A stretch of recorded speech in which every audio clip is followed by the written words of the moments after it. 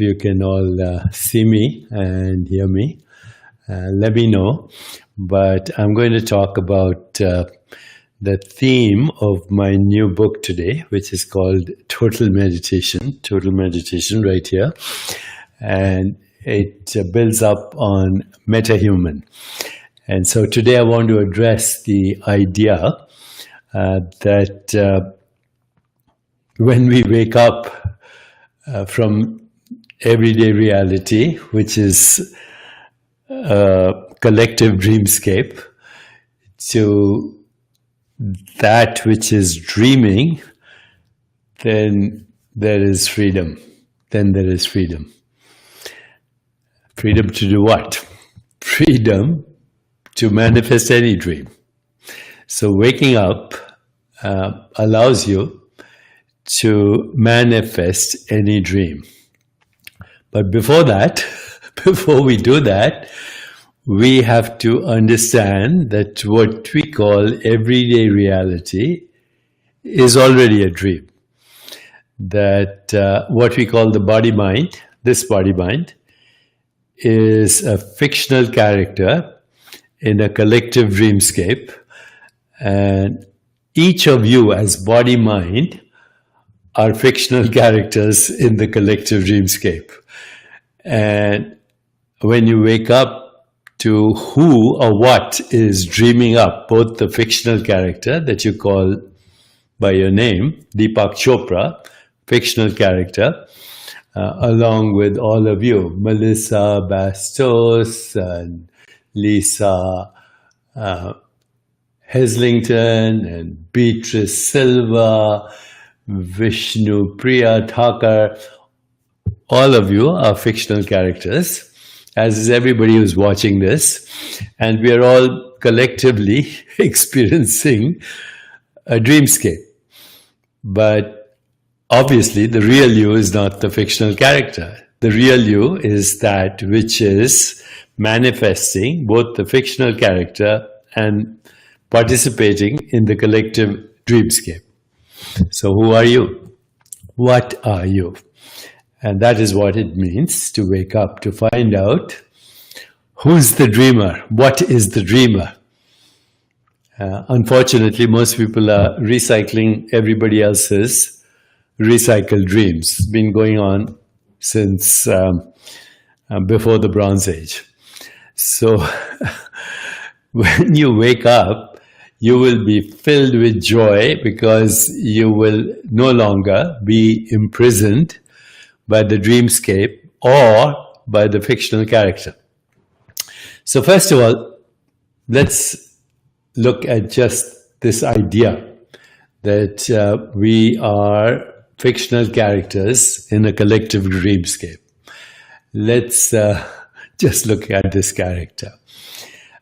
Just look at this idea that our body-minds are fictional characters in a collective dreamscape.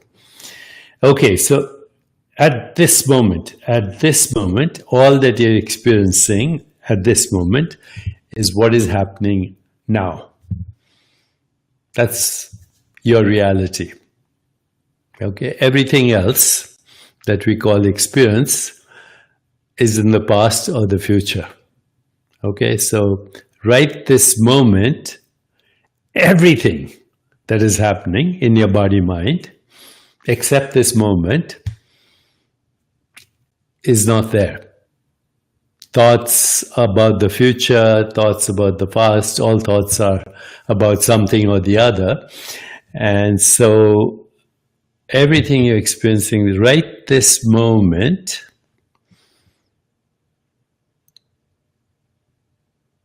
is fiction. Imagination, memory, sensation, image, feeling, thought, perceptions are constantly being churned out by consciousness. You are the consciousness that is constantly vibrating ceaselessly vibrating at sensations, images, feelings, thoughts, perception. Boom, boom, boom, boom, boom. The subtle vibrations we call mind. the gross vibrations we call perceptions. But that's all there is, the vibrations of consciousness as body and mind. And fundamentally, the raw material of those vibrations is just what I said, SIFT, S-I-F-T, sensations, images, feelings, thoughts, perceptions. Interpreted in the mind, by the mind, as mind, body, and the world. Okay? So, all of it is fiction. And even the present, by the time you experience it, is fiction. These words, by the time you experience them, don't exist. And furthermore, you interpret them differently. Everyone interprets them differently. Some agree, some disagree. Some say this is great, and some say this is nonsense. Some say this is word salad. Some say this is profound, whatever. But everything you're experiencing right this moment is not only fiction, but also an illusion, because our senses lie to us. Senses say the earth is flat, no one believes that. Senses say the ground is spinning. That the ground is spinning is what we understand, but it seems stationary. Senses tell us this is solid, we know it's proportionately as void as intergalactic space. So how can we trust our senses to tell us the truth? And then we, of course, go deeper through microscopes and telescopes, and all they do is extend the range of our senses. And when they do, we see different things, right? So when we go through a microscope, we see a different dreamscape. When we look through a telescope, Milky Way galaxy, a different dreamscape. But all it is sensations, perceptions, images, feelings, thoughts, interpretations. So, who or what is dreaming? Remember, Wittgenstein, what did Wittgenstein say? He said, our life is a dream, we are asleep, but once in a while, we wake up enough to know that we're dreaming. So that's what I'm trying to do in this book, Total Meditation, step by step, dismantling the dream. And when you step by step dismantle the dream, realizing that everyday reality is both a fictional story with fictional characters in a matrix that we can call a dreamscape, that is the interpretation of qualia, species-specific qualia, human, and of course I believe every biological organism has its own qualia. In fact, the biological organism itself is a conglomeration of qualia. So qualia, which are qualities of awareness, where the formless modifies itself as form and phenomena. So without the formless modifying itself as a perception, there is no microphone, no headphone, no book, no furniture, no physical body, nothing. Without formlessness modifying itself as a perception, seeing, hearing, thinking, doing everything, motor and sensory, without awareness modifying itself as that activity, there is nothing that we can call an object, nothing that we can call a microphone or a hand or a body or a heart or even a brain. These are human constructs for human stories around species-specific qualia, nothing more. So, what happens when you wake up? What do you find? You find yourself. And you find that yourself is without end, infinite, timeless, spaceless, borderless, formless. Only the formless can morph into form. Only the formless can morph into form. Of course, forms can morph into each other too. You've been doing it since you were a fertilized egg. That was a form, but it kept modifying itself and transforming itself. That form, fertilized egg, was actually a phenomenon that kept changing its form. Fertilized egg, zygote, embryo, baby, toddler, etc., etc. This, that, old person, young person, teenager. You have constantly been transforming your form, but the form itself came from you, which is formless. How do I know this? How do you know this? Well, let's do some experiments. Think of a rainbow. Now you see a rainbow, right? Somewhere. You don't have to close your eyes, or maybe close your eyes. Think of a rainbow. You see a rainbow, think of a sunset. You sunset, think of your mother. Think of John Lennon. Think of the Empire State Building. Think of a rock. Think of the moon. Think of the sun. Think of the stars. Think of anything. There's an image. Where is the image? The image can't be found anyway. You are experiencing it. You are experiencing it, but it can't be found anywhere. So where is it? It's not in space-time. It's not in space-time. Now, look at an object, whatever you want. Look at the painting. Look at the objects behind me. Look at your own self. Okay? Look around. Close your eyes. Disappears. So, open your eyes, form. Close your eyes, nothing. Between every perception is that nothingness without form. Between every thought is nothingness without form. Between every image, between every perception, between every sensation, between every sound is the formless. Right now. Form and formlessness go together. You can't have one without the other. And then there's intention, which triggers transformation of form as well. So the infinite only knows itself experientially as form and phenomena. And in order to do that, it has to divide itself into subject and object, but all the while it remains as I am. I am this, I am that, I'm all this, I'm all that, and that alone is, which is me. But it's not me, it's I. I knows me and the other simultaneously. Because there's no experience of me without the other. There's no experience of the other without what we call me. And when I know that, I'm totally free. I have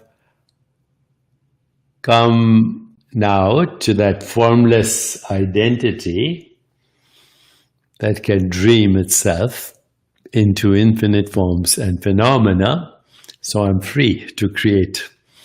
I'm free and not burdened by the dreamscape. To be burdened by the dreamscape is called karma. To be free of the dreamscape, even the fictional character, which is a changing fictional character as form and phenomena, is to be free. And then to recognize that one can actually manifest as any form, any phenomena. In fact, you've been doing it since the beginning of time. Rumi has a beautiful poem where he says, I was once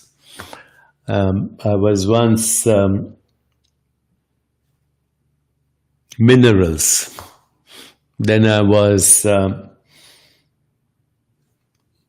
bacteria and microorganisms, and then I was a plant, and then I was an animal, and then I was a primate, and now I'm human. By the way, I just noticed that the spelling of enlightenment ends with two T's instead of one. I think we should adopt that spelling. It tells you how important enlightenment is. So, Dennis, what are you saying? My plea and my pledge. It's a long message, Dennis. I have to read it later. But thank you, and I'll read it and respond. But where was I? I was saying right now, in this moment, you can experience yourself both as form and as phenomena. All you have to do is blink your eyes or pay attention to the space between thought, space between breath, space between perceptions, space between intentions, space between choice, space between reflective inquiry. Varona saying, how do we, a clownfish looks the same to all of us. How do you know? You just agree on the label that it looks the same. And maybe it does look the same because we are all using the same instrument, which is also a modified form of awareness. And the instrument means same perceptual apparatus. If you use the same microscope, then you'll see the same scenery. But other species have their own microscopes. Other conscious agents or other sentient beings have their own swarupa. That's what Ramanand Dixit is saying right now. He says, I remain in my swarupa. I remain aware that what I'm experiencing is a swarup. Swarup, a form, a phenomenon, an appearance, a dream. Wake up, and then what? Moving into the territory beyond the dreamscape. What is projecting itself as infinite dreamscapes right now, this moment, and it's not a moment in time, right now there is an ultimate ground of formless existence which is projecting innumerable dreamscapes through innumerable fictional characters. We say innumerable modes of knowing, innumerable knowers, innumerable objects known, all part of the dreamscape. Waking up, infinite possibilities, infinite creativity, infinite more creations. Every thought, infinite more. Every emotion, infinite more. Every perception, infinite more. Every creative idea, infinite more. Every vision, infinite more. Wow! Why would you not want to be free? Waking up is the path to enlightenment, and what you wake up to is yourself, true self, the dream weaver, the dream weaver. Okay.